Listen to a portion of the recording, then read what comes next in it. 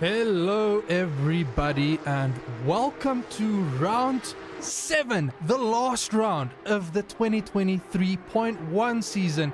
I am joined in the booth by Mr. Ryan Hill. Ooh, I noticed that I don't have your name listed there. Ryan, welcome. Hey Sess, how's it going? I'm excited. It's the last race of the season. I think this championship has been wrapped up from what I can remember, but it's Kyalami, it's the Porsche Cup cars. Yep. Judging by the chatter I've heard about in the Grumpy Monkey team, there's like a lot of like open-ended discussion around strategy, so I'm just excited to see what the drivers are going to throw at us tonight. Yeah, absolutely. What a great way to end the season as well. Home ground at Kyalami, and it looks like we have a really good turnout tonight. Load shedding is in everyone's favor, I think, with only being about stage 1 or so, whatever it is. It's at least 1 in Cape Town. But yeah, we should have a good race tonight, I think. Yeah, I'm very much looking forward to it. Let's get the race info bits and bobs quickly out of the way. As Ryan had already mentioned, we are on the legendary Kyalami GP circuit. Little small tears running down my cheek for the news that broke, saying that we're likely not going to get F1 here just yet. But such is life. Whatever. Everybody knows this track. I've driven a few thousand kilometers around this track. Legendary, absolutely legendary. I think it's a pretty straightforward race in terms of what the weather is going to be. But yeah, we're just going to look forward to seeing what's going to happen here. I think our temperature-wise, there's a few things that we need to look at here. Average ambient temperature is around 17 degrees. No chance on rain. It's just a lovely sunny day, although we had some rather Cape Townian cold rain weather today. So not 100% sure what happened with the weather today, but I'm not going to break my head about it. I'm just going to soldier on and enjoy tonight's race.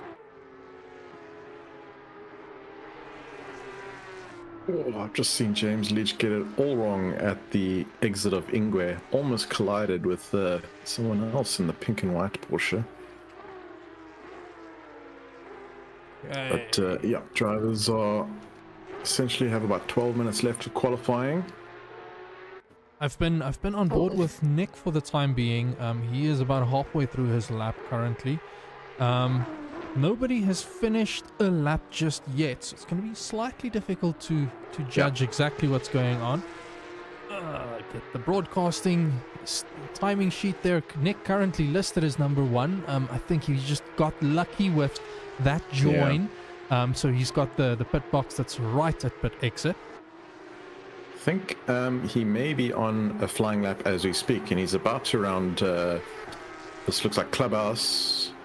That's Cheetah. Approaching. Oh, sorry, it's just grabbed a lot of curb there, but yeah, coming around Ingwe, final corner.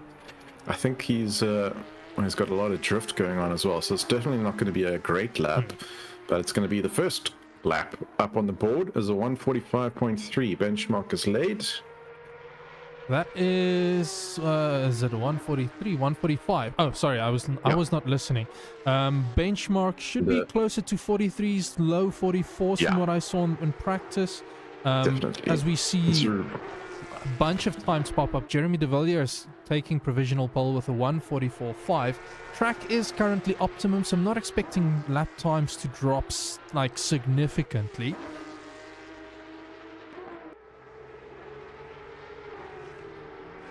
I do want to try and find someone that's on a Endrin Govender. He's currently 2/10 up on his Delta.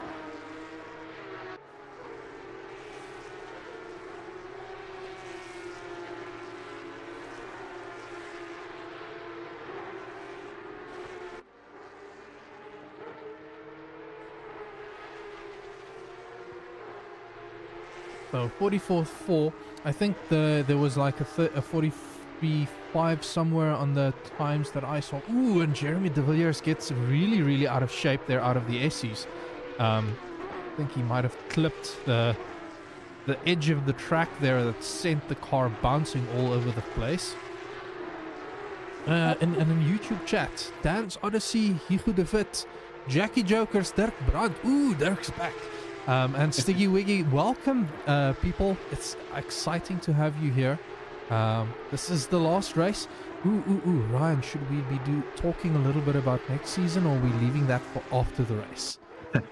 We can maybe drop some teasers in, but I mean the cat is out of the bag in terms of the official announcements on Discord. So, as I see, Jeremy de Villiers getting it all wrong at the exit of Engwer there and collecting looked like engine governor, unfortunately ruining both their laps. But they'll be continuing. Okay, just hopping back to P11, Johan van der Merwe. He's rounding Leeuwkop right now.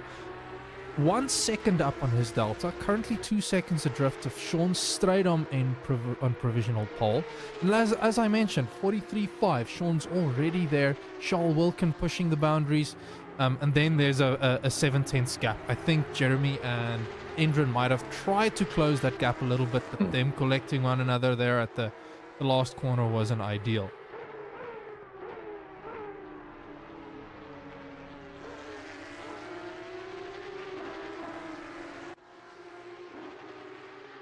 Yeah, in terms of series, the GT3 series is back. We're sticking with the F1 model and GT4. Nick, what do you think about that one?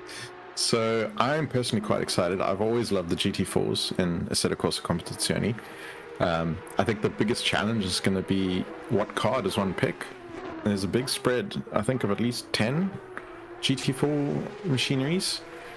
And all have very distinct driving styles, all have their pros and cons as well. And I think when we worked earlier in the past couple of weeks with Nick, just trying to come up with track selections, we recognized some of those pros and cons each have. So we tried to get a good spread of track variety to ensure that there's not going to be, one sort of meta pick, so to speak, that just runs away with it all. So I think we should be in for a great sort of season, where it's anyone's race. Yeah, I'm quite excited about it.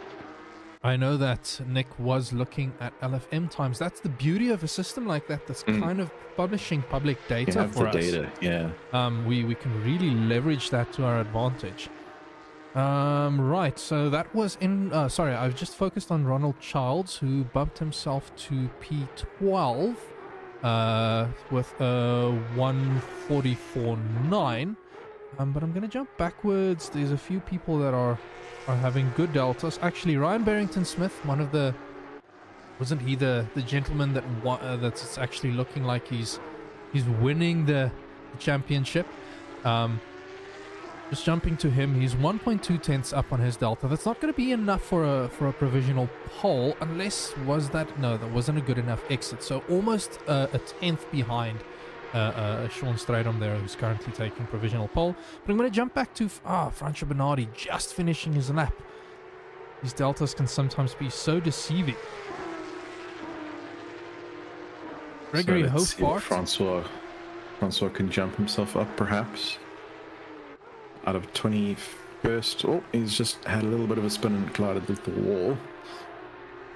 I've switched over to Gregory Hofbart in P19 now. He is currently 8 tenths up on his delta. Still a lot of ground that he can make up. Greg tends to be round about like the top 15, top 10 recent these days.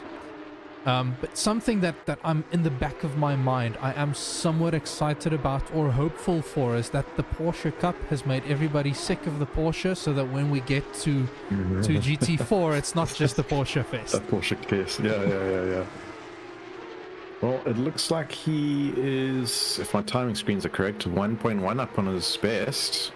That should bump him up well into the top 10, well, almost into the top 10. Yeah. This could be quite good. He's got a little bit of traffic ahead of him, but I think it's far away enough to not impede him. As he gets through Cheetah, as long as the people in front don't lose it going through Cheetah, he should be fine. Yeah. Looks clear. Seeing 1.3. Oh, that was a good exit. Carry it through. That was a good exit. And indeed, top 10 as predicted. 10.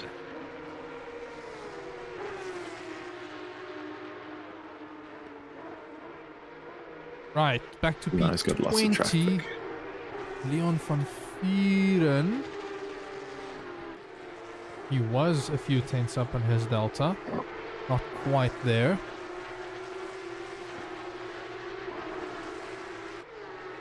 He has Endrin Govender just ahead of him on track position, who is currently in P11, so shouldn't be impeded. I want to quickly check and see if this works. I've got an accident on my highlights report that I want to visit. It doesn't look like that's working. Oh no, I was working so hard on this feature. Okay, anyways.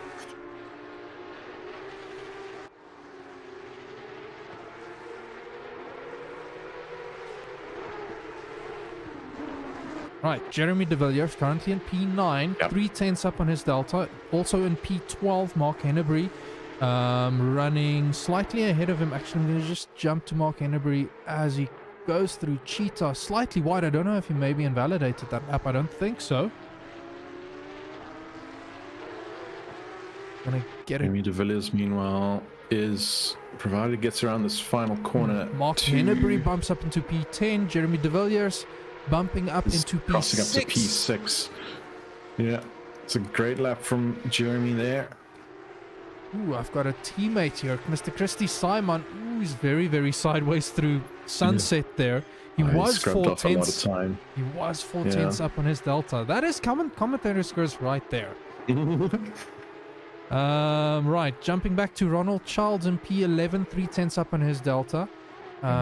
Made his way through Sunset safely, maintaining that Delta. I also see in P15 Byron Thompson is 4/10 up. A whole bunch of people are 4/10 up. Maybe everybody's just also just improved now to P11, came across the line. No, so that's also something that does play an effect here, is just tire warm up. These cars don't have tire blankets, so maybe everybody is just getting to grips with the actual track temperature, and then once they're out there, they can get some good laps in. And just back on board my side with Roxanne Bottle, she's up almost half a second on this current lap as well. But I'm worrying she's entering traffic with, looks like Gideon Bernardi just ahead of her. Hopefully she's not impeded because she is on a hot lap. Ronald is going to cross the finish line now, and then I'll go find Roxanne. I'm just, that is a lot of traffic. As I jump to her, I just see on the minimap there's quite a bit of traffic up ahead. So Gideon's doing well. Looks like they're just coming through Crocodiles now. And provided, there's traffic ahead of him as well. I think it's Nick actually, so it should be good. Nick is no slouch. But let's see, through Cheetah. Oh, little squiggly. She's let off quite a bit of speed, and I think is now hitting traffic. Yeah, it's tough when you're arriving on. There's an thread the needle. Oh wow, that was almost a massive. Okay, accident. a minute and 30 seconds left. James Leach in P18, 7/10 up on his, 8/10 up on it. Ooh, as I say that, very, very squarely out of Ingwe. But it should bump him up a few positions. He bumps up into P16. Byron's also just improved from 14th to 6th with a cracker overlap. Byron Thompson.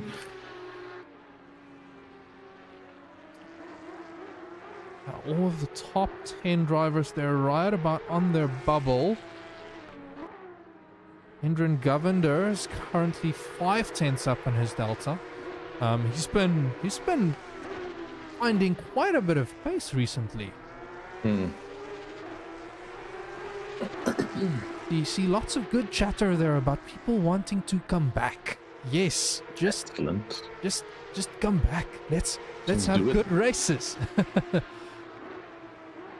So Gert, an old name, Gert James asking, he's got an itch to come back, needs to focus on sprint races. What do you guys have running at the moment as sprints? So the simCup that we're watching right now, the race duration is 1 hour. We're going to keep that format for the GT4 series, so we'll be having 1 hour sprint races essentially for the GT4 class.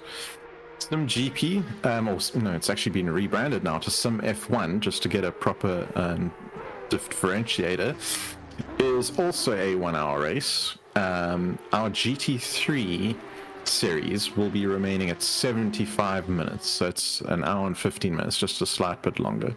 We have somewhat taken these durations into consideration with load shedding. Ideally we'd like to run a longer GT3 race, but just the nature of situations right now, we want to try and ensure that we can fit a race in the evening into one ESCOM block, so to speak. Yeah.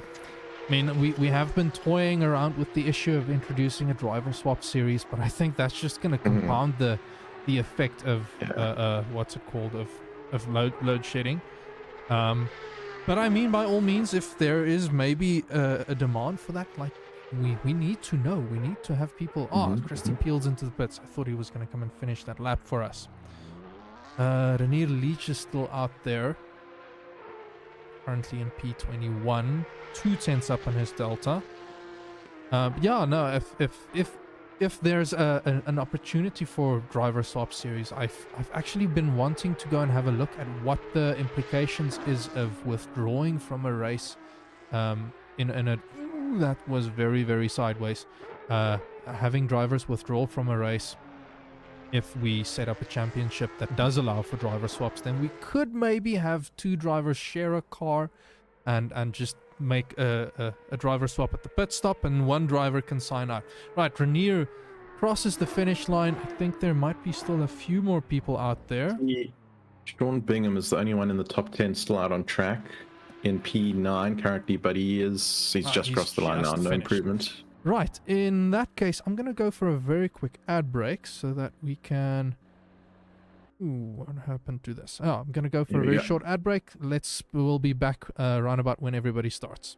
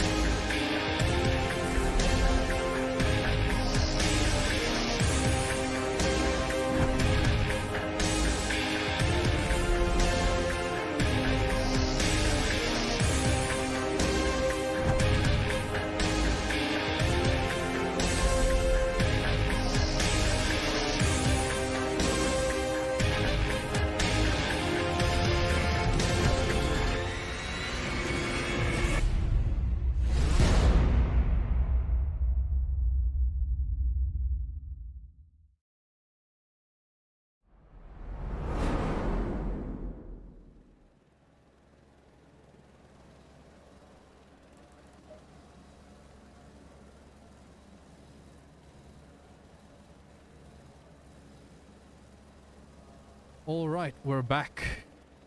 Helicopter is standing by, slowly floating. Cars are lined up. The 2 L&R drivers, Sean Stradom and Ryan Barrington-Smith, taking the front row there. Charles Wilkin in P3, Endrin Govender in P4, Byron Thompson P5, Nick Hodgson in P6. Oh, that's a name that I haven't seen in a while. Mr. Brett Kroukamp, he is in P7. He has made a return. He's made a return. Followed by Jeremy de Villiers, Sean Bingham, and Christy Simon for the full top 10 grid there.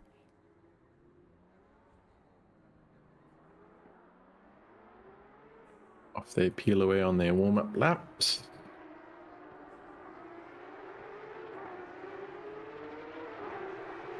Right, now I can go back to my helicam. Find the P3 driver.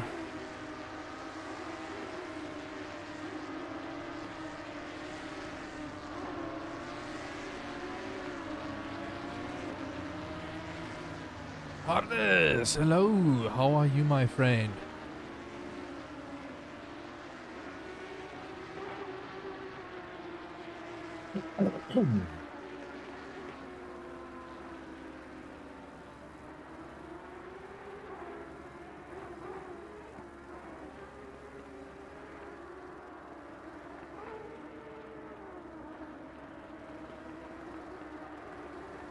I mean, Gert is also making a good point there around having 2 races but 25 minutes each. it's something that I've also looked into with ACC is what is the possibility of running a race where you have 2 qualifying sessions of, let's say, 5 minutes each. That makes it kind of a one-lap shootout. And you then schedule it so that you run the 2 races kind of back to back. I know it's possible to configure it. I just haven't seen what exactly the qualifying requirements are. Yeah, I'm not sure offhand if it takes like race 1 results to form the grid for race 2, or if you can actually maybe manually have another separate qualifying session. From what I've seen, you can, but I haven't. I need to fully test it first. Maybe we can do that on an ad hoc night. Run a 5-minute quali with a 10-minute race. Got to remember all the wait times and such in between sessions obviously add up as well. That's also why I'm saying, like, not do 2 35-minute races, but maybe 2 25-minute races. Yeah, that would definitely send it over. Yeah. Sadly, there isn't an option for reverse grids. That would have been the fun one. I've had a lot of fun watching reverse grids with drivers fighting their way back to the front. Even if it's like top 10 reversed or something. Okay, drivers are going double file. Ryan he looked like he was going very, very far forward. Yeah, he's staggered where he needs to be now. Sean just pulling ahead again.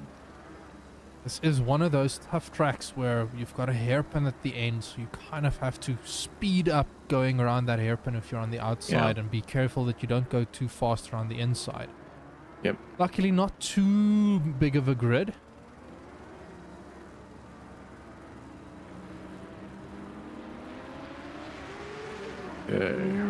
Everybody accelerating. That's risky.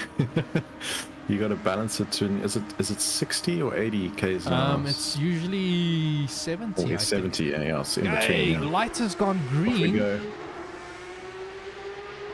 Joel Wilkin looking to stick his nose in between the 2 LNR cars. Slight contact there in the back between Endren and Thompson. Yep. And Wilkin is trying to thread the needle around the inside in this green Porsche there, and he's looked like he's done really well. Slots into 3rd now. Governor 4th, Byron Thompson 5th. There was a little bit of contact now. I was about to say relatively clean getaway from everyone. No one spun around or anything. A little bit of rubbing is racing. But all in all, that was pretty good. Nick Hudson is on the bumper of Byron Thompson. Looking to apply some early pressure here. They all filter through clubhouse corner.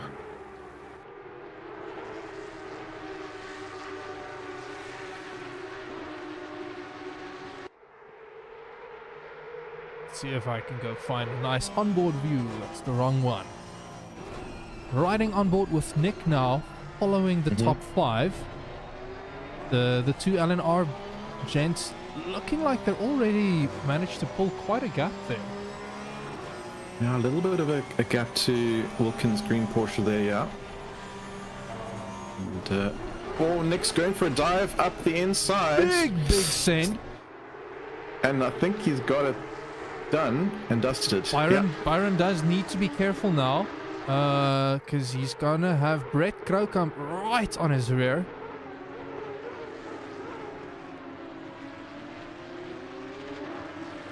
Brave move there by Nick, but made it stick. Yeah, Brett's pink Porker is now putting Byron Thompson under a lot of pressure.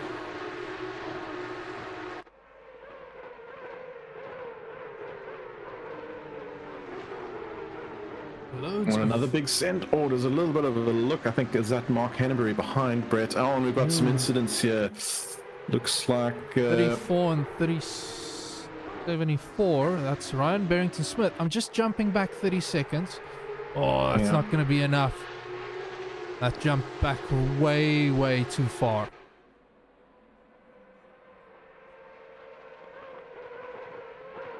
Oh, it's the 2 LNR drivers. Ryan went for a dive there and it didn't work out. Oh, that's incredibly bad luck for them. Where's Sean? Joel has gone. I'm looking for. Oh, Sean Bingham, there you go. Okay, he's in P. No. Sean Stratham. Sean Stratham is still okay. P2. Oh, he survived, yeah, but Charles Wilkin has now taken the lead as a result of that collision. And yeah, Ryan Barrington-Smith has moved down to P13 for the time being. He's going to have to be on a little bit of a drive back tonight. Yeah. Given the relative pace, I think he can do it. So that's going to be one to watch for making back up the places.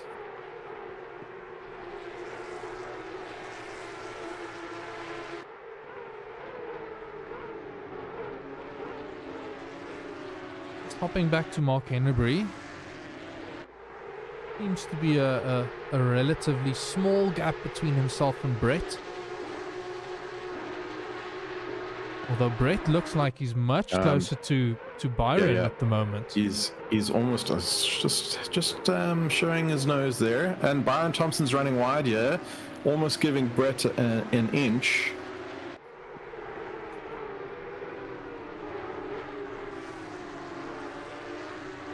Running through barbecue, Brett Crookham has a big slide, and that's actually going to put him under pressure from Mark Hennebury behind. As he hits through Sunset, and he's sliding again, and surely Mark Hennebury is going to be able to power through, showing his nose again. There's almost contact. That was a close one, Brett. I think he heard the message from crew chief saying all clear on the right, and he just went for it. Just close the door. Yeah. Okay, over the blind corner into Lukop. Brett is looking very squiggly, and he runs wide again. Ooh, that's just on the exit there, but closes the door. Oh, not quite. I think the big braking zone is down here at Crocodiles. Yeah. I'm just on board now. Mark Henry's trying the same move that Nick did up. Oh, the door gets shut so quickly. And look at this now. Behind him, he's got Jeremy de Villiers for company. Mark Henry, that is. Actually going to go and ride on board with Jeremy. Because he's got a spectacular view of this. I'm sure he's waiting for the opportunity to pounce. Mark almost gets side by side on the exit there. Brett is showing that he's under a bit of pressure there. I think he's just getting on the throttle that bit too much, and that's putting the car into a slide, and he's struggling to recover. Almost overdriving the car, And it's so easy with this Porsche. You have to really be patient on the throttle. You can't just floor it, because there is no traction control in this car. Yeah. I mean, it's part of what makes the car so fun to drive, though. But it's also what makes it so taxing to drive. Yeah, definitely. It's a workout behind the wheel of this one. I remember a race that we had as an ad hoc race with this car, and after 30 minutes, I was more tired driving this car than I would be 60 minutes in a GT3. Yeah, absolutely. GT3 is just too many driver's heads. I like lively cars. They're way more fun to drive. It's not so much that I need a lively car. I just... Brett's sliding that car so much. Almost drifting through. I mean, he's definitely going to have to take tires if he's doing this. Oh yes, absolutely. Just going wide again and just begging Mark Henry to show his nose there, almost opening the door. Part of me wants to switch to Brett and go look on his rear view. Yeah. I thought Mark was going for the send again, but yeah, I know he thought better of it. I reckon. I think he's realized that's maybe not the smartest move if you're not like very alongside. Mark Henry right now, seeing how much Brett is pushing or sliding, I would just bide my time safely behind him and just wait for the mistake to come. I reckon, at least for a lap or two. See how things are developing. Stay with him. But I wouldn't dive into any corner. It's a tough one because I also know Brett, and you don't ease up on the pressure with him. If he gets into a groove, you can very easily find yourself behind a car that suddenly finds themselves with quite a bit of pace. Well, that's why I reckon, like maybe a lap or two. But yeah. This is what I'm saying. Just be patient for a lap or two. See how things are going, and if you don't find a lucky break, within that time, then yeah, maybe just switch to plan B. This Mark's got a much better exit out of that previous corner now. He's right on the backside of Kirkamp. That's even a better exit too. Brett has run wide Brett over ran those very, very curbings. wide. I'm going to go back to my onboard And view. he's sliding. This has got to be the moment. Mark is running a very nice tight line there, leading Mark up. wasn't capitalizing on that. He slowed down. I think he was hesitant. I think there was a little bit of hesitation, yeah.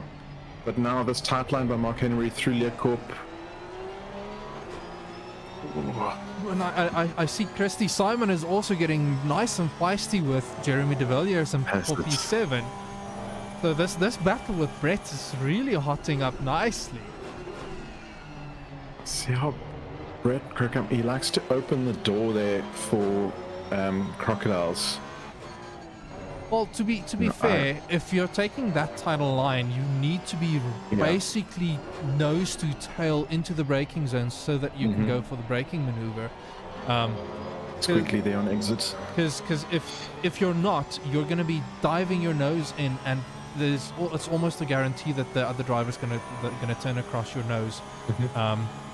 So it's an interesting strategy by Brett, just leaving it open because he knows that Mark isn't quite there. That's risky because if you keep doing that lap on lap, you may invite the dive. Yes. Because you're leaving the door I do open. want to hop back to Sean Bingham. Seems to also be in a nice battle there. He's on the back of Roxanne, and right behind him he's got Martin Grunewald as well. Yep.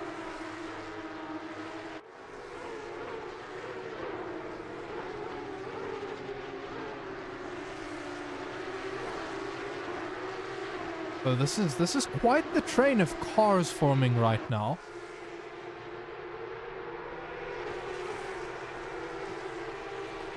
And Brett seems to be the cork in the bottleneck. No pressure, Brett. Oh, look at this. Roxanne is... Oh, was that a little bit of a bump on the back of Christy Simon there? I think it may have been. She might have been just caught out under braking ahead. Very, very... Oh, no, I think she might have... I think she avoided it. Okay, did she manage to avoid it? My highlights don't show any contact. Okay. Went for the quick replay there. I also only caught the tail end of it, so I'm not sure if Christy maybe made a mistake and was catching something, but obviously the two cars closed in on each other very quickly. But good job on avoiding contact.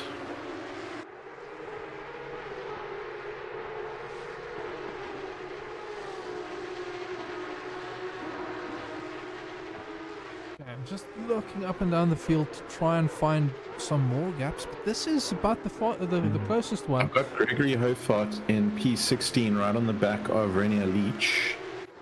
Ah, yes. See what they can do. That car, leading Greg's car not looking that... Crowthorne. Ooh. His nose is not looking great.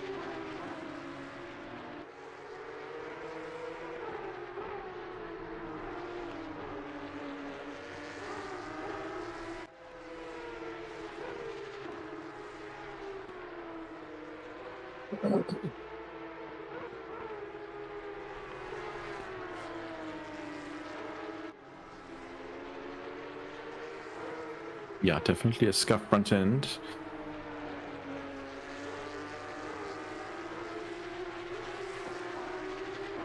Yeah, Gert, Brett's car is also looking quite a bit used, but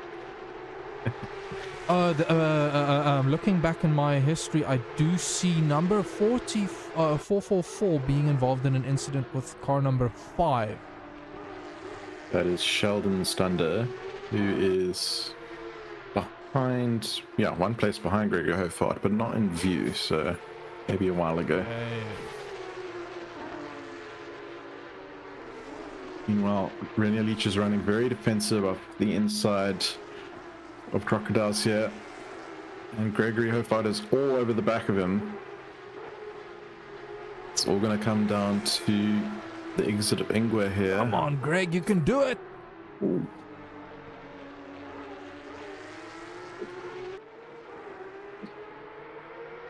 Greg looks like he's got a decent exit. I'm gonna jump ahead in just a moment. Just want to see what... I'll be right back. Okay. Give me 1 minute.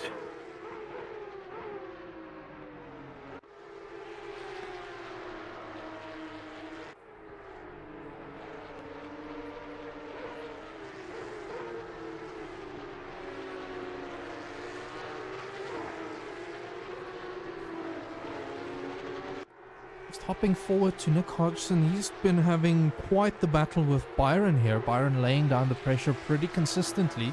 But Byron's last lap was about 2/10 slower than Nick's. So he's trying to find different ways, different lines, and I think he's just losing a bit of pace there.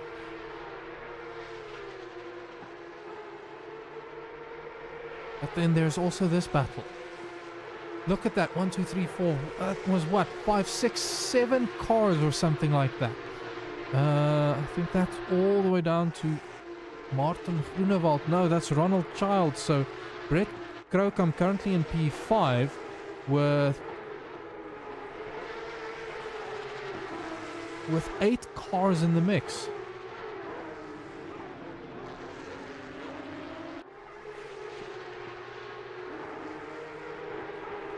And the pit window has been open for 5 minutes. I actually forgot about the pit window. We've got a 40-minute pit window where drivers are required to take at least 1 liter of fuel.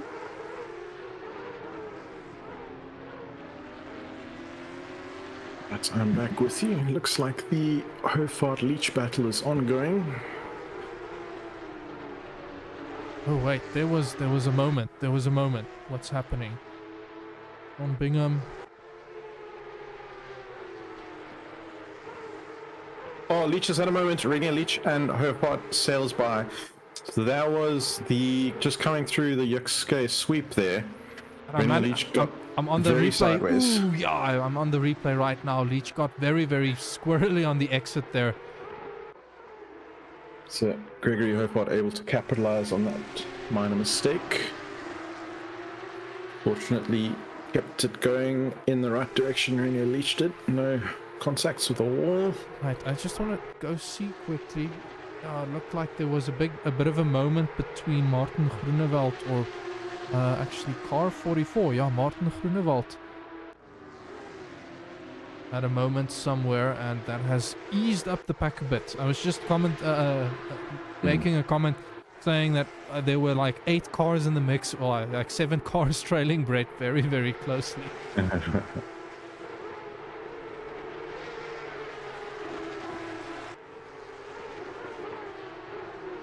Okay, so Greg's gonna be Christy hunting Simon down. has piled into the pits. Sorry to interrupt. Christy. Okay, so this is gonna be interesting. I'm just sticking with Christy for a moment. I'm curious to see what his pit strategy is. My gut is telling me if he's pitting this early, he's not planning on taking tires, so he's just there for a bit of fuel. Ooh, and there's a yellow flag. That's a quick stop. That was a very quick stop. So Christy trying to just make himself some clean air, but he is gonna arrive on the back of, is that Gregory Hofart, and he's now just peeled in behind Francois Bernardi and Sheldon Stander. Okay, so this might not turn out to be the best choice though, because Christy's gonna have to make his way past these 2 drivers. His fastest lap is around about a second quicker than the other, so it shouldn't be too hard, but a second might not be enough for a proper overtake.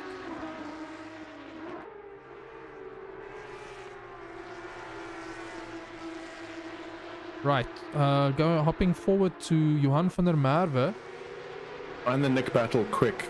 He's all over the back of Gregory Thompson. 0.1 second gap here. Byron managed to land the overtake. Yeah. And it looks like Nick is trying to get back at him here. Just going through Cheetah.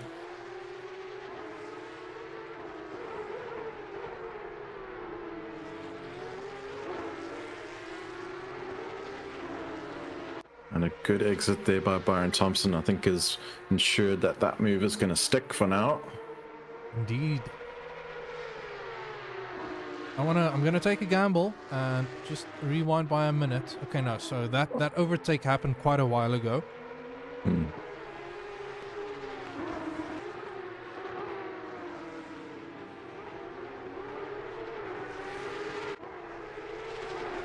Ronald Childs has got a short gap. In fact, he's just overtaken Martin Groenewold with a little bit of contacts.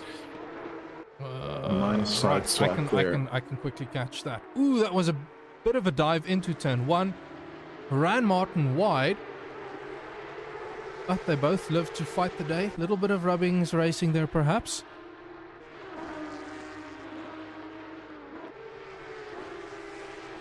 It looks like up ahead, Sean Strydom. Yeah, he is challenging Charles Wilkin for the lead.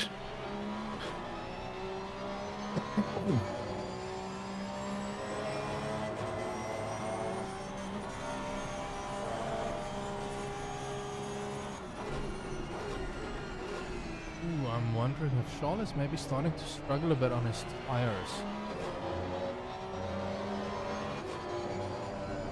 His last lap was a 144.45. Storms was a 144.3. Byron and Nick are both going at a 145.27, 27.28. Definitely Charles not putting in the quickest of laps here right now.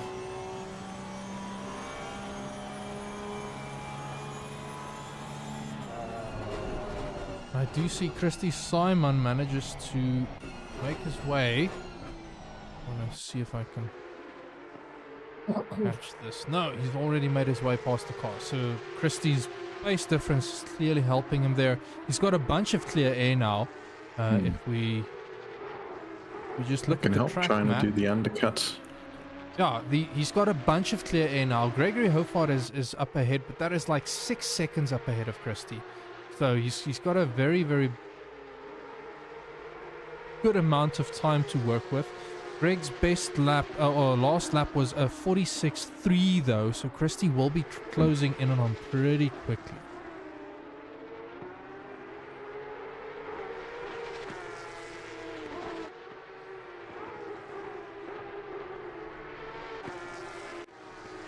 Right, I'm back on the Brett Kroukamp train. Yeah, I was just watching the battle for fifth now. Mark Henry looked to get a little bit sideways out of the exit of the S's there, but still pretty much with Brett Kroukamp here.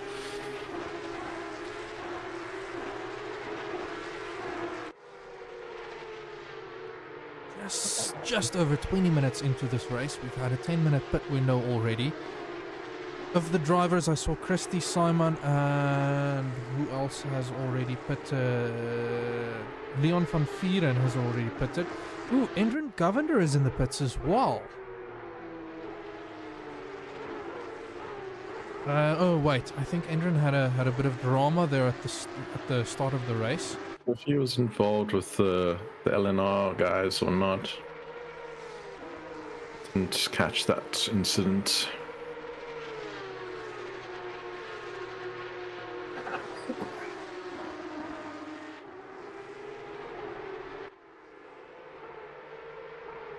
Going back to the other train, Martin Groenewold is falling off the back of Donovan Denoon now. But it does look like there was a little bit of drama between him and Ronald Childs as well. Looking at the highlights there, there's an incident report between car 44 and car 111. That's, yeah, Martin Groenewold and Ronald Childs. In between them is Donovan Denoon. Because I think Martin had lost a bit of time there after the contact.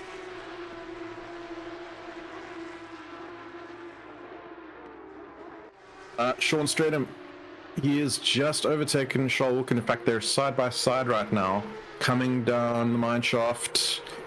They're still side by side. There's going to be a little bit of contact, both keeping in the same line. Charles Wilkin taking the tight line. Now. That's very, very deep. He's not going to get a decent enough exit, but they're going to go side by side into Cheetah.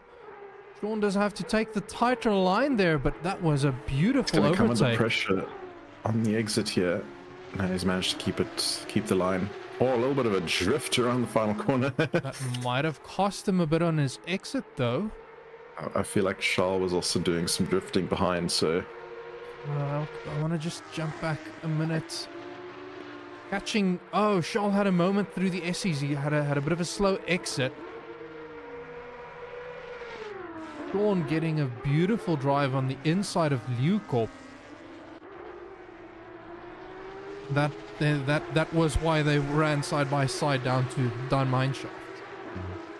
Here's the first of the blue flags as well. So Sean Strahan coming up to James Leach Sr. now. So this overtake couldn't have been at a better time for him. Oftentimes during a battle like this, I find it's a little bit easier. James is out the way. James pulling well out the way there, but I find it's a little bit easier to deal with traffic if you're the leading car. You're definitely losing time when you're going around lap traffic, but it feels even worse when you can't get past the traffic as quickly as the guy ahead. Sasso got a battle for P10 right now. Ronald Charles is all over the back of Johan van der Merwe coming through the S's.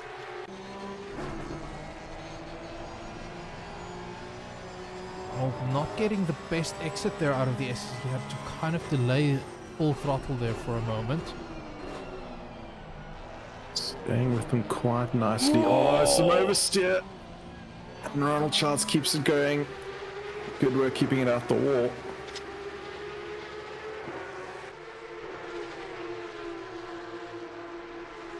Oh. Johan has also run very deep. Just out of crocodiles there, but yeah, he's managed to stay ahead for now.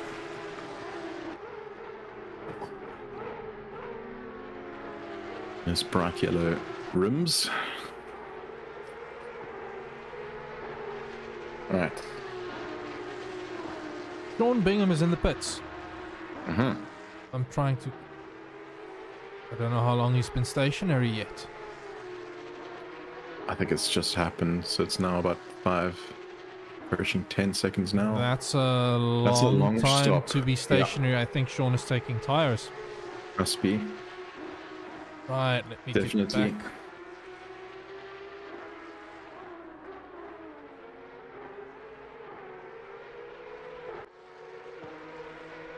So I have a battle for P15, ongoing Francois Bernardi on the back of Sheldon Stunder. Francois running a tight line here and getting a good exit compared to Sheldon ahead. Oh, but it is so daunting trying to overtake through sunset. It's not the greatest of spots. Francois running very, very wide. He's running... Oh, I thought he was running a defensive line into Clubhouse, but... he's just parking it on the apex. It's alright. There's a car that's stationary. Uh-oh. P10? I mean, number 10. I think. Is that Brett? It's Brett. That's Brett. Crookham. What happened there? I am quickly gonna... Brett had a big snap coming out of Liukorp. And... that sent him into the barrier. Car off ahead. That's James Leach. Okay, never mind. Senior. He's just, I think, blue flags. Ooh. Now I would just want to double check. Let's see if... Okay, and Brett Kirkhamp is pulling into the pits. Doesn't look like his steering is off though, so should be fine. So you say he did hit the barriers. Yeah, he did hit the barrier, so he might be in for repairs. We'll have... I'm also expecting him to most likely take tires tonight. Now the steering looks pretty straight, at least on my replay, so we'll see how long the stop is. Okay, so hopping back to Mark Hennebury now. He's been released. Ooh, next car looking very, very second-hand. Nick is car number 16. Is there anything in the event log? Not that I can see.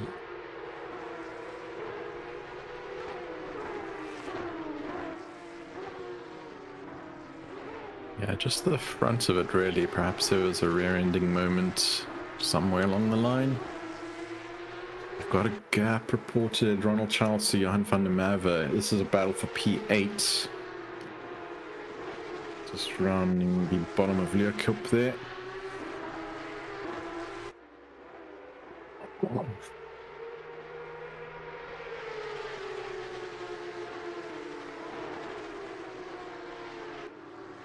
Very close together at the entrance to Crocodiles. Ronald just ever so slightly showing his nose and trying to put pressure on Johan right now. Always I was going to say a better line, but I think he had to just back out of it.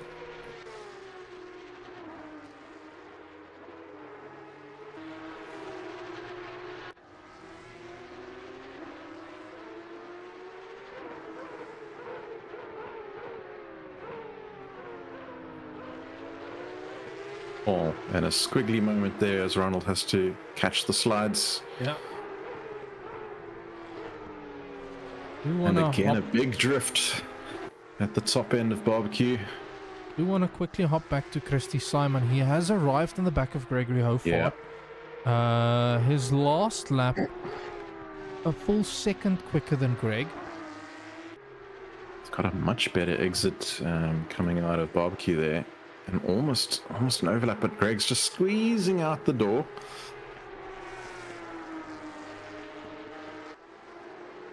And now Gregory, I was going to say running defensively, but he's opened up the corner. Yeah. He feels confident enough that he can take that line. Trying to just carry as much speed through Sunset into Clubhouse there.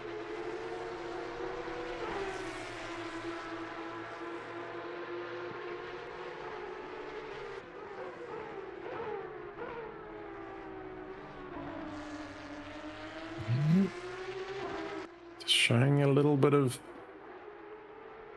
room on the left. Christie's just showing his nose.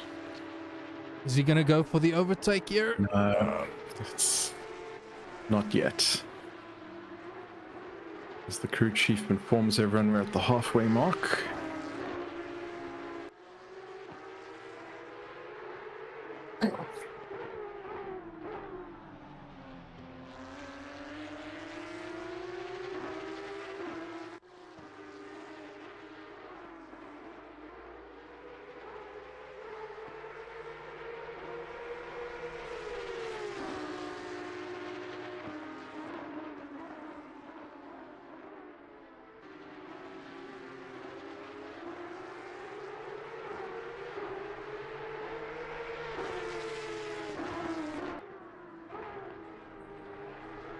Oh.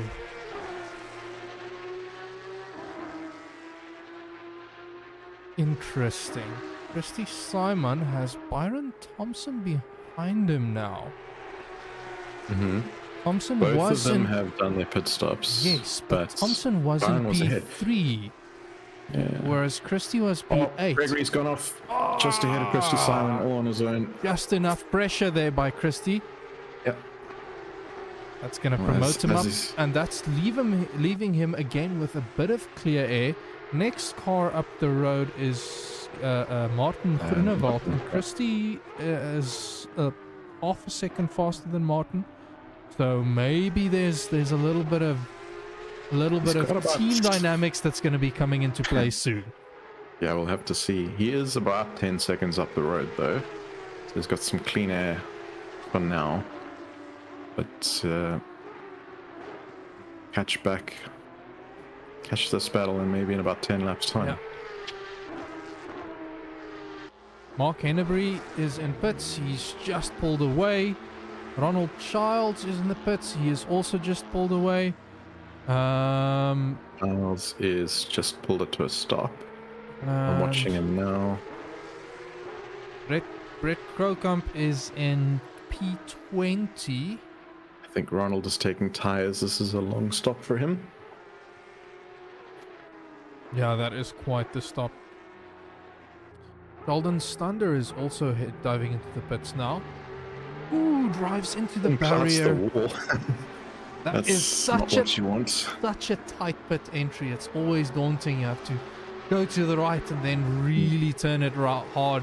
I'm almost just wondering if he's coming too hot and maybe risking a penalty for speeding. We'll have to keep an eye out for that one. Yeah, it will get issued on exit if he was. Yes. So just jumping ahead to Jeremy de Villiers, he's been laying down decent laps, although not. You know what, Sass? Yes. Jump down to P15. Who's got Ryan Barrington Smith on his recovery drive as Ryan Leach, Renier Leach rather, just goes wide and makes a mistake, allowing him through. So that's going to put Ryan onto the back of Ronald Childs now. Ooh, Ryan has lost a lot of time. I don't remember if he's pitted for damage early on. If he has pitted, he hasn't cleared his mandatory stop. I think their coming together was during The outside of the pit window. outside of the pit window. He's caught up nicely to Ronald Childs here, putting the pressure on. So if anything, if he did repair damage early, maybe did whatever he needed to, and then will opt for a splash and dash towards the end, perhaps. It's still a lot of time to lose. I mean, I think with the drive-through Well, alone, you're there, going to Ronald be... Childs has gone wide. With the drive-through alone, you're going to be losing around 20 to 30 seconds. Yeah. He's putting some mighty pressure on Ronald Childs here. Taking I'd say a better line actually out of Ingwer onto the main straight here. In the slip of Ronald Childs, does he move out? Ronald Childs is running defensive. Ooh, but I think there's just too much overlap speed here. Ryan has got a really good exit, got the slip.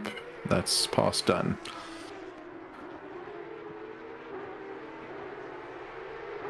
There might even have been a slight lift by Ronald, realizing that he's going to be losing more time than is maybe worth it. Also knowing that Ryan has a lot of time to make up. Oh, Christie's off. No. In the kitty litter. We all need to skip back if you want to try and catch the incident. He just dipped a wheel onto the off of the track. He spun it around, and I think he then clouted the barrier. Oh, Christy, you were on such a good drive there. Now he's gonna have to fight back to get into the top 10.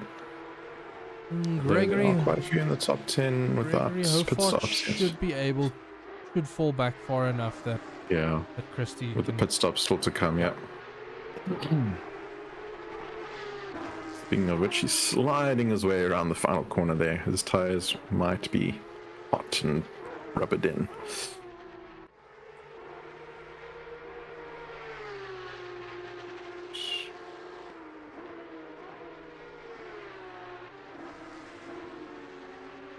Big gaps all around. I've got James Leach. Oh, he's running wide onto the kitty litter. That was a close gap to Renier Leach. Why flick to him? Next closest gap, I think, is Martin Groenewald behind Donovan de Noen. Yeah. It's about a 0.8 gap. We've got... So Donovan's last was a 146.7. Martin's doing a slightly quicker last lap, 146.4. If I remember correctly, though, the lap time delta should be closer to 1 second in order for you to secure an overtake. It's really tough to get an overtake in Kyalami if you're not able to consistently lay down pressure on the driver ahead.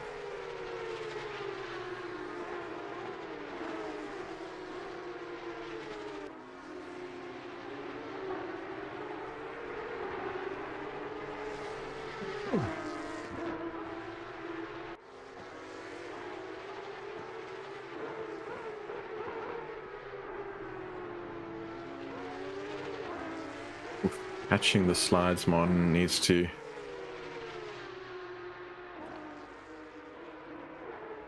Almost scrubbing away his advantage there up to that point.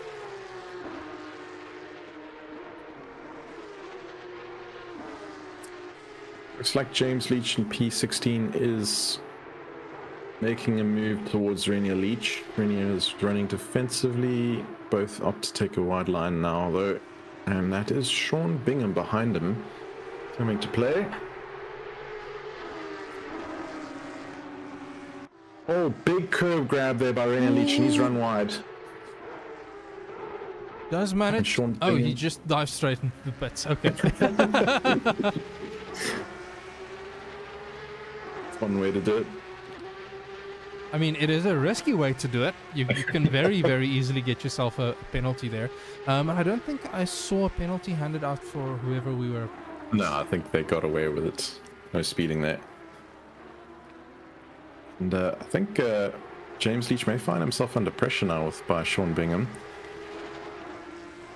So Sean's fastest lap was a 44.8. James's fastest lap was a 46.4. Yeah. And Sean think currently he's- 2 seconds quicker. Like their last Yeah. lap's 2 seconds difference. So Sean should be able to pretty easily get this overtake done. Although I'm There's a also move on. Yeah. I'm also not sure if James was maybe losing a bit of time behind Renier. Possibly. James also needs to complete his pit stop still. Yeah. And if he feels he's losing time defending to Sean, you may as well just pit, in my opinion.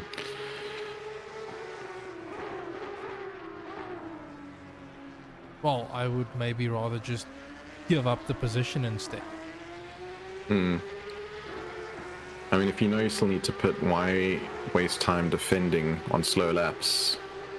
You know? Oh, and that's what I mean. I take a tenth or two here Yeah. than necessarily putting outside of my optimal strategy. But Yeah, also, that's true. I mean, you could let him by, knowing that you're essentially not on the same race strategy Yeah. right now. Oh, he's running very wide. That may even force him into the pits. No, he stays out. he lets him by now. Yeah. As good a place as any to do it, I guess. Yeah.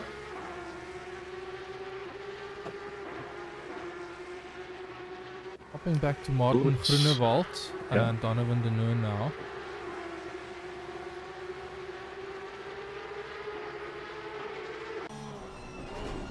To look at the rear wing.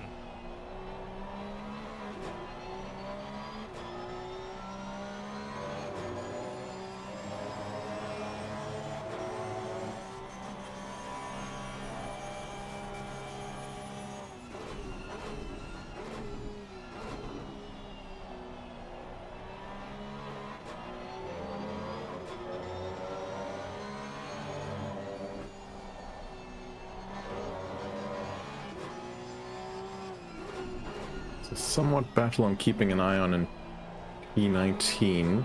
Francois Bernardo is actually side by side with James Leach as we speak. Sorry, Renier Leach, the green Porsche. Oh, And, Ooh, Renier having getting a little bit squiggly. of a Yeah, moment that's going to there. allow Francois to run. But Francois also Fast. didn't have quite the exit that he was hoping for. Now he's on the outside line. Ooh, he is ahead. Renier's just braked early, I think, conceding that position.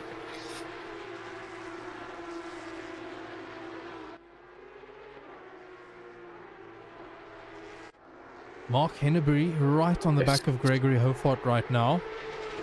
Oh, yeah. So Mark has made his way past Christie. Here's another scenario where Greg hasn't taken his pit stop yet. Mark has.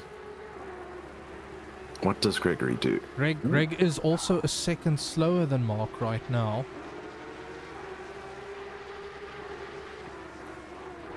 Mark showing his nose up the inside. Just leaving good room there. Both cars. Failed to have a look at Greg's delta, otherwise I would have... I'm curious how much time he actually lost there. Oh, look at this.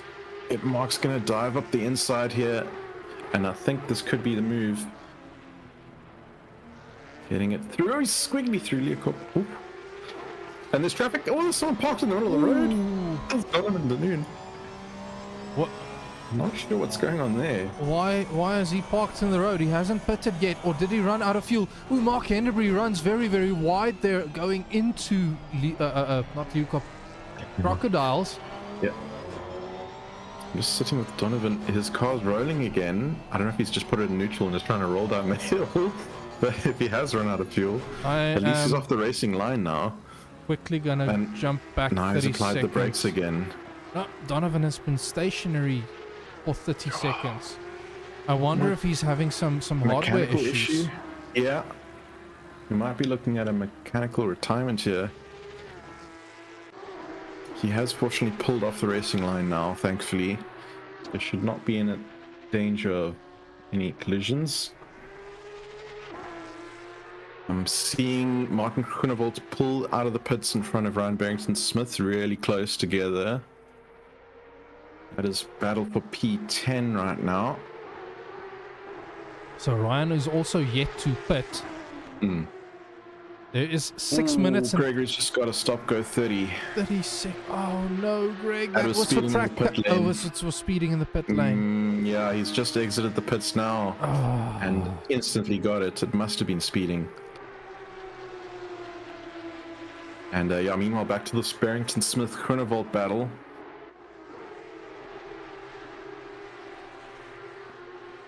It's looking like a good exit there from Ryan. He's tucked in right at the back through the S's.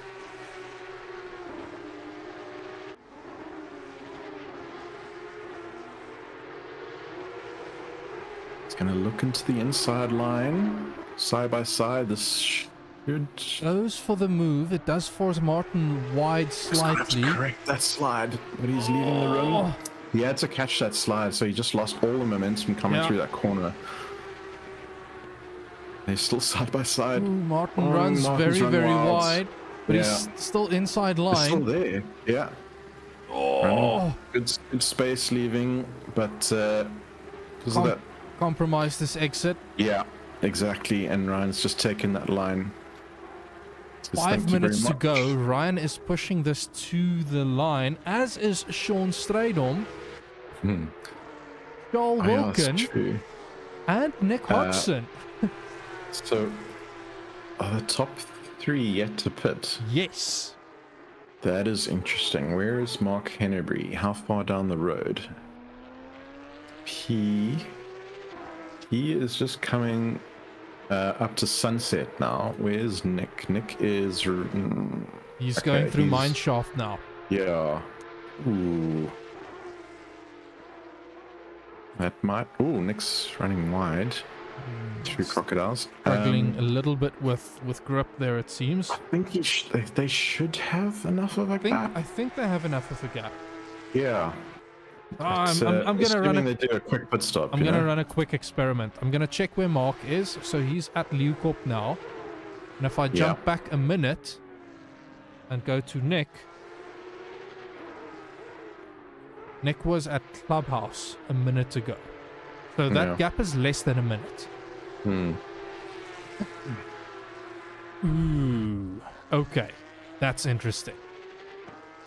This might be tight. Mark might be in the position to overtake Nick, knowing that Nick has fallen off of the back of Byron Thompson there early in the race. Mark's doing quicker lap times than Nick at the moment too. Yeah. Could be close. I think Nick is struggling right now, and he's gonna come out neck and neck. 3 minutes and 30 seconds left on the pit window. I am still waiting for the day when someone pushes that pit window to the absolute limit and enters pits, because I suspect the rule is that you need to enter pits before the pit window. As long as you've entered the pit lane before the clock hits 0, you're safe. Right, so I'm just hopping forward to Sean Strydom. 3 minutes left. He dives into the pits.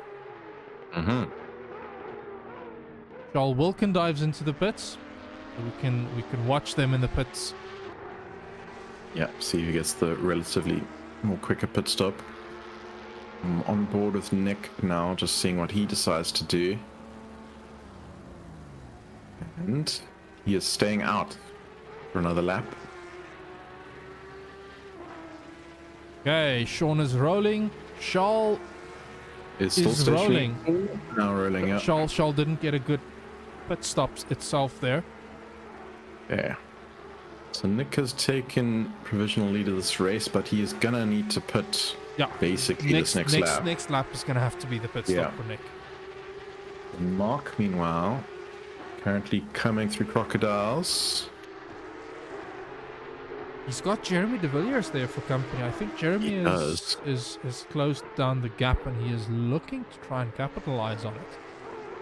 Another factor coming into play is Mark is about to hit back marker traffic, which may impact his charge. It's a little bit up the road. He's, going through the kink now. The traffic's at Crowthorns roughly, but it is a bunch of back markers. Okay, so just quickly counting there. Nick is 2.5 seconds ahead of Sean. Charles is 7.3 seconds ahead of behind Sean. And not sure how much time Mark. He's 29. 40 seconds between Nick and Mark. Ooh, this might be very, very tight. Right, I'm going to hop forward to Nick right now. He should be... Guys, driving through Crocodiles now. A minute left on the clock. No way he can go another lap. He has to put now. Yeah. So, Mark, I'll keep an eye on Mark, is just reached Leeuwkop.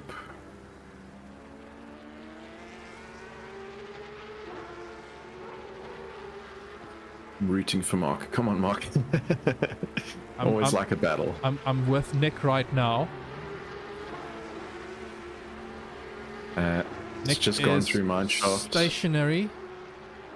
Mark is at Crocodiles, defending hard against Jeremy de Villiers. And Nick is rolling. Okay, he's going to be safe. Mark is defending now. He's just come through Cheetah. He is now rounding Ingwe. So in the end, back marker traffic not quite the problem. No. That said, Mark has been faster than Nick in the last few laps. Yep. I'm not sure by how much. We have around about what, a minute and a half. Now I have to do hard math.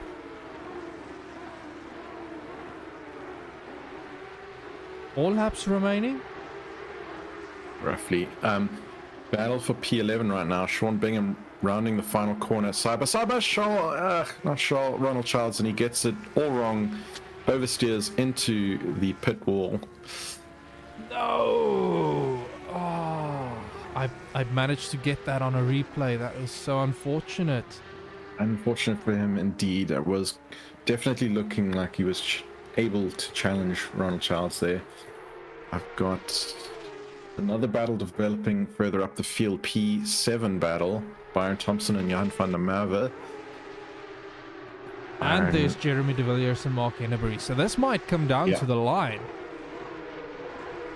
Pit window is now closed. Donovan de Noon never pitted. He's in the pits as we speak. He's 5 laps down, so I think he's decided to park it. Retiring the car, perhaps, yeah. Yeah, I'm currently on board with Mark Henneberry, who's had a major moment just at Crocodiles there, and that's put him under all sorts of pressure from Jeremy de Villiers now. It looked like, there's a car facing the wrong way as they go into Ingwe. Looks like car number 5. Who is that? That is Sheldon Stunder.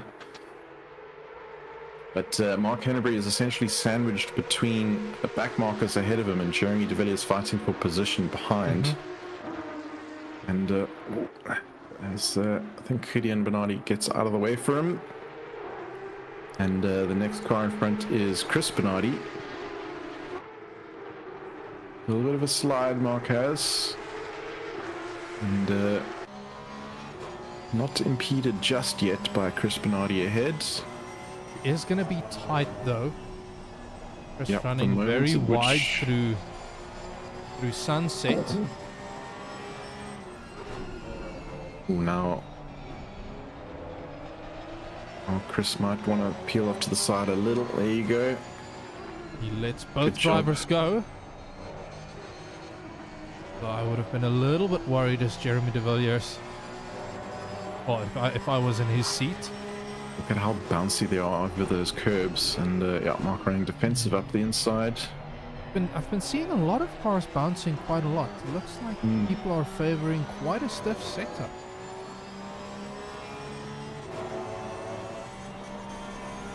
So much bouncing down the hill there, even. Ooh. What Was happened that a there? braking point? Oh no! I'm not sure. I feel like Mark Henry just took his normal braking point in line. Yeah. I'm wondering if Jeremy missed his brake marker. Oh. Perhaps. But look at this traffic now. Oh, at the exit of Ingwer, there's big yellow flags. It looks like Johan van der Merwe has spun around. And there's a green Porsche facing the wrong way, and Johan spins it again. Oh, he's just trying to right the car. That was on the exit of well, I'm saying exit. I think he didn't quite have control of the car out of Cheetah. I'm seeing Renier Leach in the green Porsche turned around at the exit of Ingwer as well. Let's try and right the car safely. He's not turned around though, is he? Maybe no. He can't be beached. He's now righting his car. Oof. He's just trying to pick a moment. And meanwhile, that bubble of action has brought who is this? Byron Thompson right on the back of Roxanne Bartle. Yeah, Roxanne Bartle. 5.5 minutes to go. Byron is last lap 2 seconds quicker Byron than. runs wide and relieves that pressure for the time being. So just further down again, Johan van der Merwe on the back of Martin Groenewold's in a very second-hand looking Porsche. Going for that inside. Oh, it's just showing He's just his nose. Yeah. Is Martin Groenewold's indicator on? His left indicator.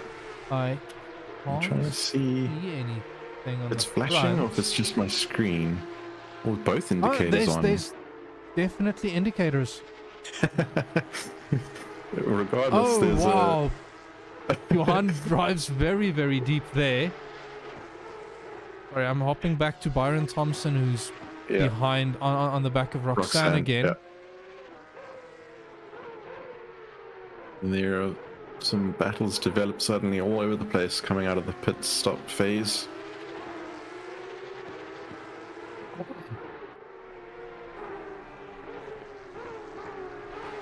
Something I am excited about is the change we'll be bringing in terms of pit stop, or the mandatory pit stop for GT4 specifically. Having a much quickly have to battle for P12. Ryan Barrington Smith looking up the inside of Bingham. Sorry, just at the top of Crowthorne there. Yeah. And he does make the overtake stick. So specifically going back to the changes we're making for the pit stops for the GT4 series that will replace the simCup series, we are shortening the pit window, essentially. Yes. We're shortening it, but also this will make these mixed weather races that much more interesting, in my opinion. Are you going to try and stick it out on wets in a drying track? Or you're going to try and stick it out on dries in a wet track until the pit window, or you're going to take the bullet. And Byron getting very, very squirrely there out of Crocodiles. He is piling on all the pressure with Roxanne that he can. That's Mark Henneberry just almost into the back of, and somehow manages to avoid the back of Roxanne Bartle. I don't know how. Roxanne did manage to carry quite a bit of speed, so they're going to be side by side. She's got a much better exit, and it's a drag race down the main straight. Byron's going to have to go for the inside move. He's very, very tight, so that's going to compromise his exit by quite a bit. They stay neat and tidy. It's almost favourable, though, in my opinion, to be on the inside of that exit of Crowthorne. So Byron does manage to get the overtake done there. Although that was a little bit of a sketchy overtake. I mean, the it's not done. Roxanne looking to come back at him now, up the inside, showing his nose, showing her nose. It's some amazing racing by these two. It is for all the beans, though. 2 minutes to go. Let me double check where Sean Strydom is right now. Sean is crossing the finish line as we speak, so we've got 2 more laps left.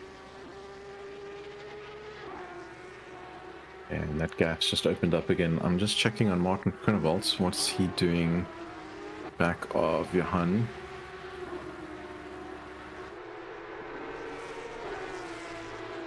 I think Johannes made the overtake stick, and Yeah.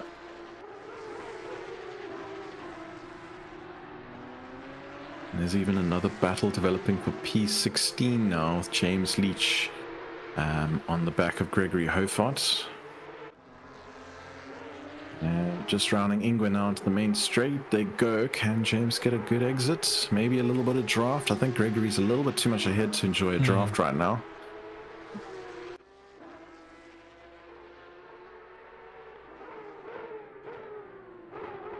And they close up wildly under braking now. I think James almost James getting a big snap there, locks up the brakes. Or was caught unawares by how early Gregory was braking in comparison, perhaps. A lot of sliding going on. Yeah, I'm heading back to Martin Groenewold on the back of Johan van der Merwe.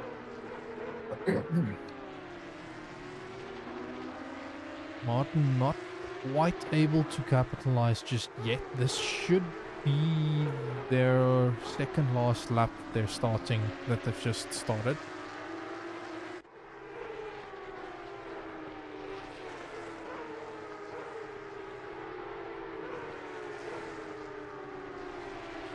I'm gonna bump back to Sean Strydom. He is starting the very last lap of the race.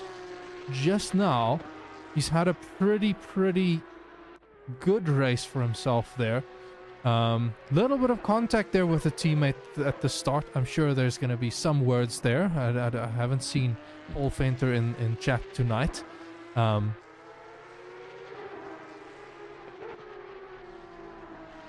Ross Bartle saying that Byron is on fresher rubber compared to Roxanne. So Roxanne not quite able to keep the battle up there. Oh, there's a bit of back market traffic coming in here with one of the Bernardi cars. Just avoided some contact there. A bit of a squeeze. That could have ended badly. Ooh, and Johan and Martin is closing down on Christie pretty quickly right now. He's peeing the pits though. Why is he peeing? Did he run out of fuel? Fuel. Oh, that's so unfortunate. That's a very Christie thing to do. He hasn't, from what I know, he hasn't done it all season, and now it's happened. Oh, no, Christie, no. One more lap is all it needed. One more liter. Right, I'm just trying to get back to Martin. Actually, let's go double check. Where is Sean Strydom? He is going around Crocodile right now. I'll hop back to the battle for P9 in just a bit.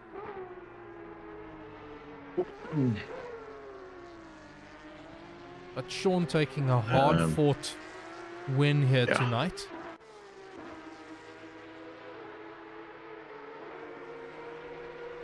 Wiggles the car back and forth, flashing his lights. Joel Wilkin crossing, coming out of Ingwe now, crossing the finish line. He takes a well-deserved P2. Nick, wow, he's had quite the weird race. I think he maybe lost some hope when Byron overtook him, but then Byron went for a new set of tires, and that managed to secure Nick a well-deserved P3 drive. Mark Hennebury, you're also one spectacular drive here tonight. Great drive, yeah.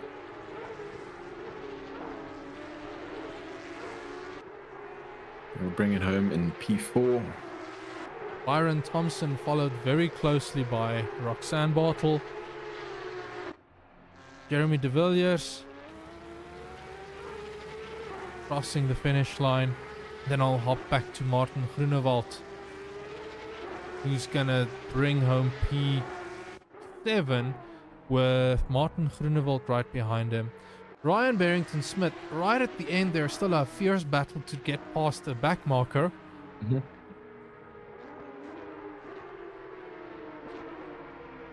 And now I've lost count, but because people have started disconnecting. Yeah, the scoreboard unfortunately turns around just so Johan van der Merwe just clouted into the wall after his race. Right. That car's going in the bin. I'm gonna switch to our commentary view and debrief. Are there anybody keen to come and chat with us?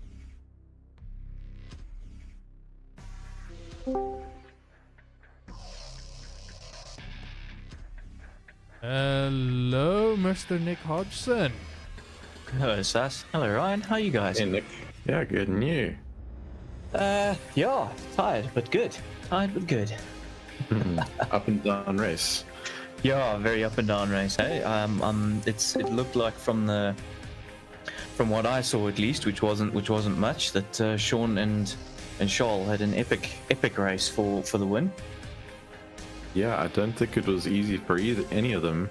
I would also say ups and downs happenings, especially a lot of action in the front. There was some, I think the two LNR guys, Sean, you managed to avoid most of the carnage, but it looks like your teammate Ryan Barrington-Smith unfortunately bore the brunt of that initial contact and unfortunately wasn't able to recover higher than P10, somewhere around there. But yeah, Sean, you with us? Oh, sorry. Yes, I'm here. How's it going? Congrats on the win. Thank you. Yeah, it was a little bit of unfortunate day for Ryan. He missed his braking point a little bit by turn 1. Tried to avoid the contact, but fortunately, while he pitted, forgetting there's a pit window and changed tires. Oh no! I know. So, not able to recover. Yeah, fortunate, but yeah, no. From my side, yeah, thank you for SimRace SA organizers, everyone. I enjoyed this season a lot. So yeah, and hats off to Charles. Always when he was on the track, great battles. So yeah, after the next one. Yes. Awesome, indeed. So that does mean that from what I can see, Sean, you definitely have this championship wrapped up then. That's crazy. That obviously puts a smile on my face. Well, congratulations. Joel, take me through what happened there. You managed to capitalize on the LNR gents coming together, but then just couldn't manage to stay ahead of Sean there. Yeah, I think Sean was just too quick. And my car was sliding all over the show after sort of halfway through the race, so it was just trying to stay on the track. But yeah, he was just too quick, so well done, Sean. Yeah. Thank you. Sean has been showing us what that car can do. And Nick, then lastly, just congrats there on the P3. It looked there for a moment like Byron had it in the bag, but then he ended up taking tires, which left you in this area of like a no man's land, just driving your own race and getting it done. Yeah, definitely. So this is very, very unexpected to be on the podium. I must admit, this has been the race I've done kind of the least prep for. Unfortunately, life getting in the way. So I was hoping just somewhere in the top 10 really to tonight. So yeah, very happy to luck into a podium. I kind of took a cue from Charles and Sean from what they'd shown us throughout the season, where taking tires is just not really worth it. And I saw that the nature of Kyalami, the left-hand side of the car takes a huge pounding through some of the corners like Sunset and things like that, but there are way more right-handers than there are left-handers. Yeah. So theoretically your tire wear should be quite even, and certainly probably one of the best that we've had at this for this calendar for this season.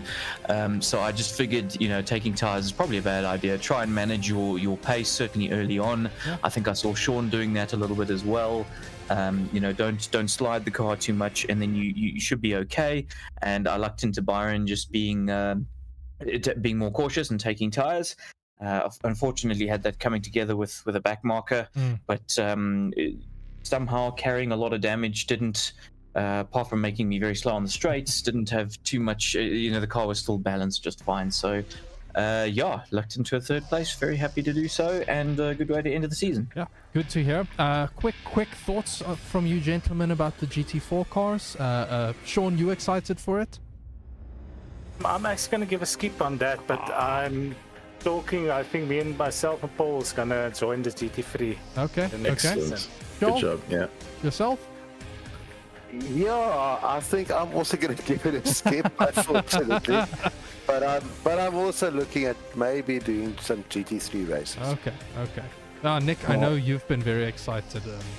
Yeah, I must admit, I'm actually more excited for the GT4s than the GT3s. I didn't think I would be. I really genuinely didn't think I would be. I mean, I tested them out when they came out originally for ACC, and I was quite underwhelmed. But actually, I've only spent a couple of hours with all of the cars, trying them out, and it's amazing how they are so different to drive. They're quite easy to drive in terms of the Porsche Cup is quite difficult to go side by side with someone. You are on such the ragged edge where I think the GT4s will give us much closer racing. It'll be easier to go side by side with someone. And the variety that you have, I mean, that Merc, for example, is such a well-rounded, balanced car versus something like the M4, which is super fast on the straights compared to something like the Crossbow. And from what I've been doing the research online, it looks like that each track suits one car, and then the next track suits a completely different car. So trying to find some sort of balance, I think, is going to be very interesting. And do you prioritize, I don't know, let's say Mount Panorama and a couple of the other races and make sure you do really well there, or do you take a more balanced approach? So I think it's going to be really exciting. I'm excited to see what's in store. And we were chatting about it earlier on the stream while you guys were driving, as well as the changed or narrowed pit window, which could make things interesting with variable weather. If there's any sort of wet weather, and the decisions on tires and when to pit and not. And as you say, every single GT4 car just feels very unique and different to each other.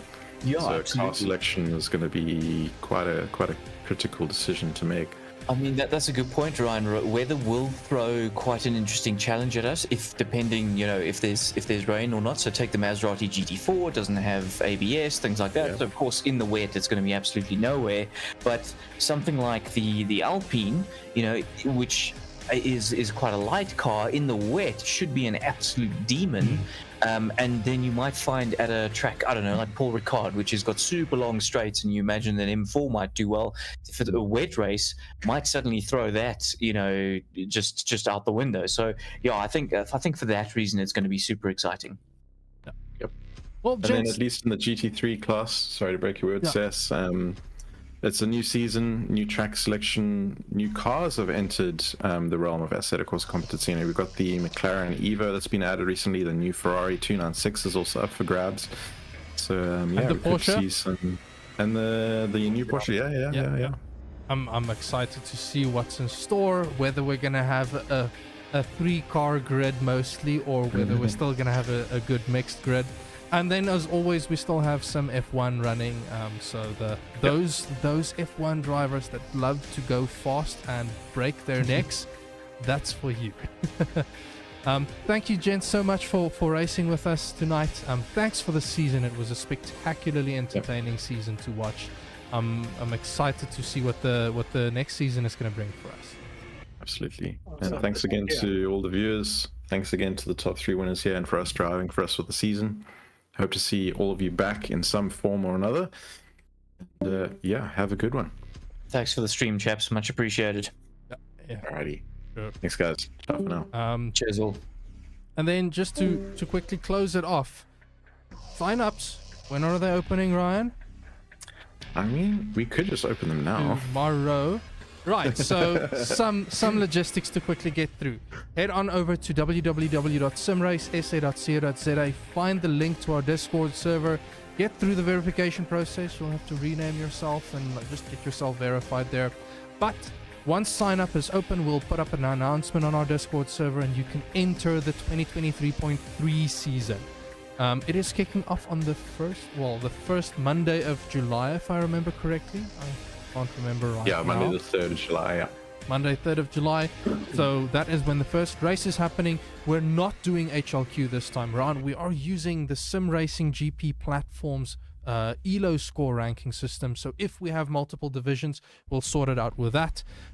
So 3 weeks of good, 2 or 3 weeks of good testing up ahead for everybody. Get ready, get your signups in so that we can get this ball rolling and go on to a great 2023.2 season. Indeed. Right, that's all from me then. I am gonna close this out. Ryan, thanks so much for joining me in the booth. Anytime. It was great having you here. And to everybody else, I'm gonna say have a good night, and we'll see you on the 4th of July. Damn it, I can't remember now. 4th of July. 3rd of July. 3rd of July, not the 4th. The 3rd of July. Thanks so much, everybody. Have a good night. This is Bike.